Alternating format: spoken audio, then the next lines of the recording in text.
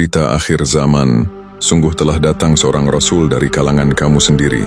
Dialah Al-Mahdi Al-Muntazhar, kunyahnya Al-Jabir. Assalamualaikum warahmatullahi wabarakatuh. Bismillahirrahmanirrahim. Tangisan di tembok ratapan Jerusalem dan janji ilahi yang belum genap. Dengarkanlah dengan saksama.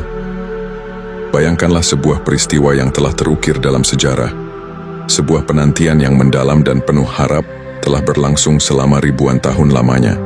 Penantian yang diiringi oleh tangisan, perjuangan, dan keyakinan teguh pada satu janji ilahi yang akan mengikat semuanya.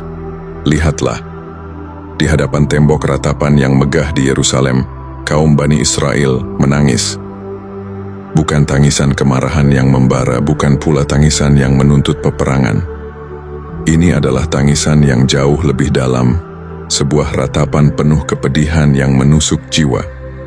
Mereka menangis karena telah kehilangan raja mereka, karena kota suci mereka hancur berkeping-keping, karena negeri mereka dijajah, dan karena mereka tercerai-berai dari tanah yang telah dijanjikan oleh Tuhan. Sebuah bangsa yang pernah memiliki kemuliaan dan kekuatan, kini tersebar ke seluruh penjuru dunia, hidup dalam pengasingan, namun dengan hati yang tak pernah berhenti merindukan kembali ke tempat asal mereka, ke tanah suci mereka. Namun, di tengah segala penderitaan, kepedihan, dan keterasingan itu, ada sebuah janji yang agung, sebuah ketetapan yang datang langsung dari Sang Pencipta alam semesta. Allah Subhanahu wa Ta'ala telah berfirman dalam Al-Quran surat Al-A'raf ayat 137, "Wa awrathna al-qawma alladhina kanu yustad'afuna masyariqa al-ardi wa magharibaha, allati barakna fiha, wa tammat kalimatu rabbika al-husna ala bani Israila bima sabaru, wa dammarna ma kana yasna'u fir'aunu wa qawmuhu, wa ma kanu ya'rishun." Dan kami wariskan kepada kaum yang tertindas itu bagian timur bumi dan bagian baratnya yang telah kami berkahi. Dan sempurnalah kalimat Tuhanmu yang terbaik bagi Bani Israel karena kesabaran mereka. Dan kami hancurkan apa yang telah dibuat Fir'aun dan kaumnya dan apa yang mereka bangun. Ayat ini adalah bukti yang sangat jelas. Tanah yang dijanjikan itu ada. Ia bukan sekadar kisah dongeng yang dituturkan dari generasi ke generasi. Bukan pula impian kosong belaka. Ini adalah sebuah realitas. Sebuah janji ilahi yang abadi. Sebuah takdir yang telah ditetapkan.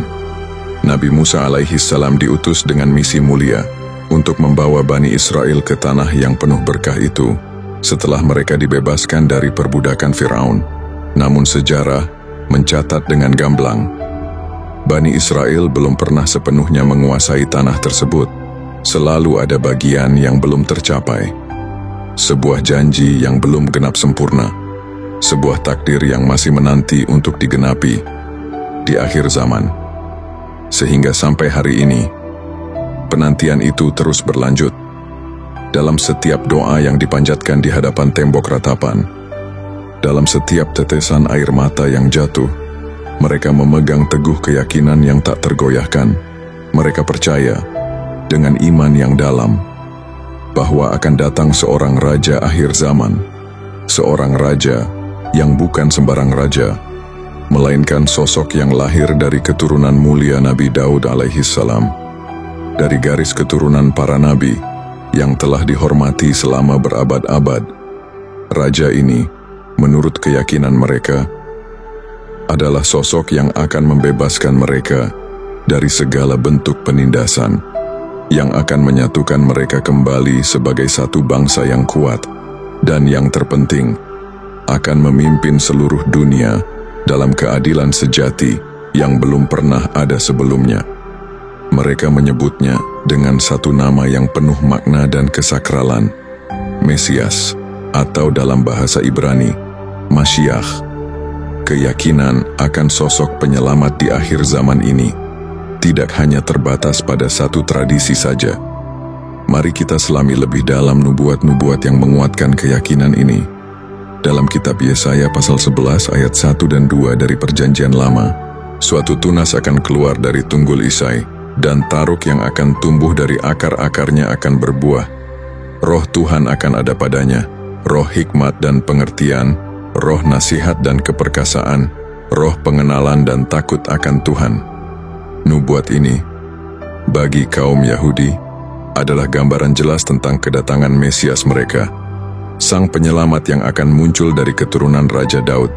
Dia akan dituntun oleh roh Tuhan, diberkahi dengan hikmat, pengertian, nasihat, keperkasaan, pengenalan, dan takut akan Tuhan. Sosok pemimpin yang sempurna, yang akan membawa keadilan dan perdamaian abadi di bumi. Lalu bagaimana dengan kita dalam tradisi Islam? Kita juga mengenal sosok yang memiliki peran serupa, yang juga dinanti kedatangannya untuk menegakkan keadilan dan kebenaran di akhir zaman. Kita mengenalnya sebagai Imam Mahdi. Rasulullah Shallallahu Alaihi Wasallam bersabda, "Seandainya dunia tidak tersisa kecuali satu hari, niscaya Allah akan memanjangkan hari itu, sehingga Dia mengutus seorang lelaki dari ahli baitku yang namanya sama dengan namaku dan nama ayahnya sama dengan nama ayahku. Dia akan memenuhi bumi dengan keadilan, sebagaimana sebelumnya telah dipenuhi oleh kezaliman dan kecurangan." Diriwayatkan oleh Abu Daud dari Abdullah bin Mas'ud. Ini menunjukkan kesamaan visi antara tiga agama besar, Yahudi, Kristen, dan Islam.